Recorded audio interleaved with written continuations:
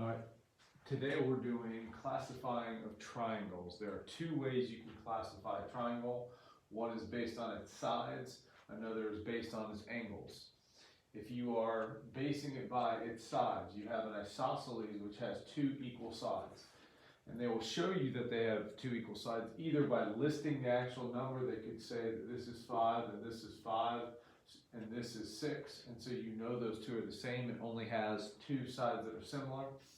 A lot of times they will use these little tick marks to signify that they're the same. They may even put 2 there to show that it is not the same as the other two. So isosceles has two sides that are the same.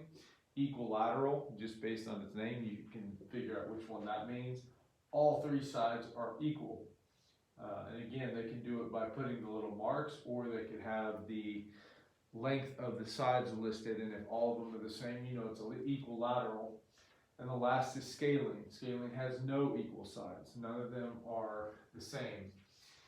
As far as angles goes, acute, all the angles are less than 90.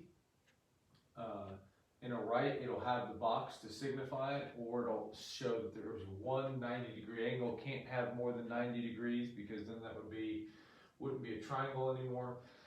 And obtuse has one angle more than 90. So all of them are less than 90 in acute, one right angle or one exactly 90-degree angle in right, and one angle more than 90 degrees in obtuse. Now, when that's classifying them, sometimes they will give you a triangle and say this is 45, this is 55, what is the missing angle here? Well, all triangles have 180 degrees, that's why you can't have more than one right angle or more than one obtuse angle, because then it wouldn't be able to make a triangle. So we add these two together, which would be 100.